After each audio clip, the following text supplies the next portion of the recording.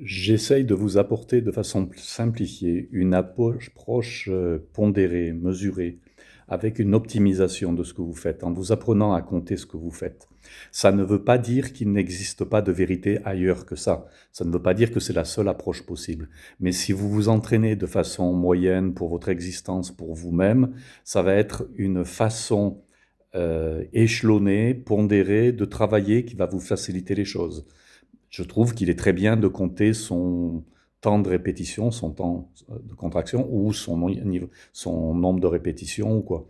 Si vous ne voulez pas compter les répétitions, ce qui est possible, vous ne sortez pas d'une vérité absolue. Ça existe, mais il faut bien comprendre que ça vous oblige à comprendre plus de choses.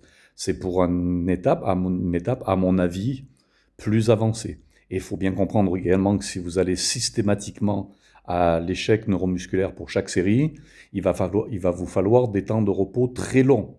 Donc il faut y consacrer votre existence. Ce n'est pas accessible à la plupart des citoyens qui vont passer 30 minutes, 1 heure à la salle de gym. Ce n'est pas le même cadre. Ce n'est valable que pour les gens qui peuvent se permettre de consacrer une grosse part de leur existence et de leur énergie à l'entraînement. C'est faisable, mais ce n'est pas le moyen pondéré, la méthode que je vous apporte en ce moment, qui est un moyen simplifié comme de prendre un bus, d'accord, en sachant également, et en sachant exactement où vous allez, à quelle vitesse vous allez, comment vous fonctionnez, pour savoir comment vous allez faire de façon la plus codifiée et simple possible, mesurée, en apprenant à mesurer, en apprenant à évaluer ce que vous êtes en capacité de faire et en apprenant à vous comprendre.